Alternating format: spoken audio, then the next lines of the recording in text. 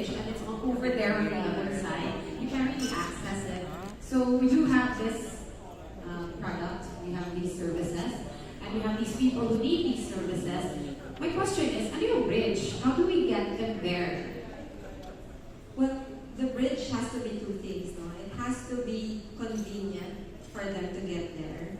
And second, they must want to get there. So the product itself must have value. So the value is if it's what they need and if they can afford it.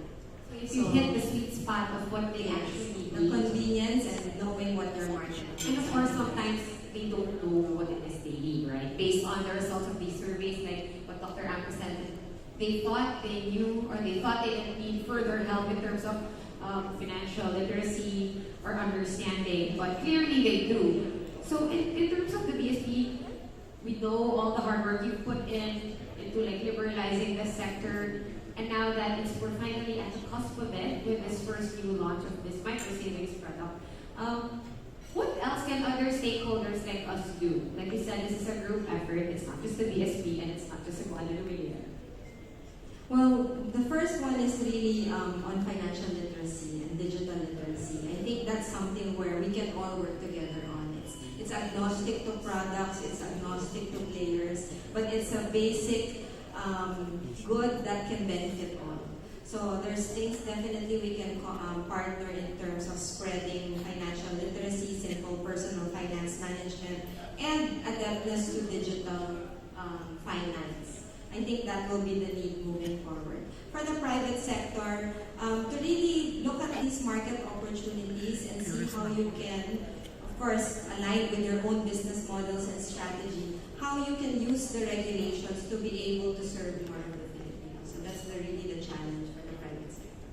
And that is a challenge, I think, for all of us here, being in the private sector or being in media, that we can disseminate information better. Now, before I let you go, because it was a very clear presentation, but I mean, you mentioned it, Senator Escudero mentioned it, Dr. Am mentioned it.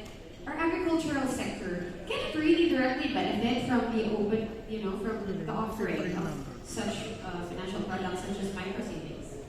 Well, the agriculture sector, it's so multifaceted. There are many needs and interventions that need to be in place. But in terms of financial services, access to credit is one of the biggest challenges of the sector. But also because there's not a very clear understanding of financing needs at all stages of agriculture. So the farmer will have a different need, the supplier of input will have a different need. So there's also a need for the private sector to understand the market, to be able to develop the right products. For this particular product that is being launched today, for savings, for example, I mentioned it. It's good because they can accumulate savings. Without it, they're maybe not able to easily set aside money. Now, if there's an emergency that happens, they can tap it. They don't have to go further into debt. That becomes a vicious cycle. They have to wait for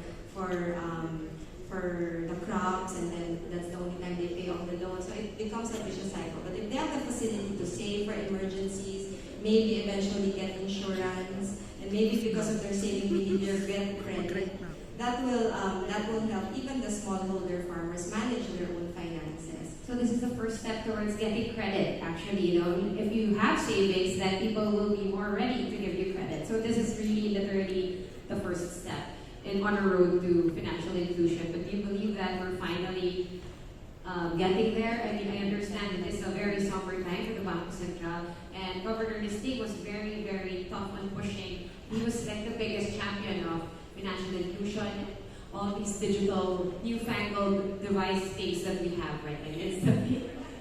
I was always talking about So I think you'll be happy today that we're doing this today, and we're seeing that the numbers will really speak for itself, that we're actually getting there. This is, of course, the first of its kind that was approved by the BSP.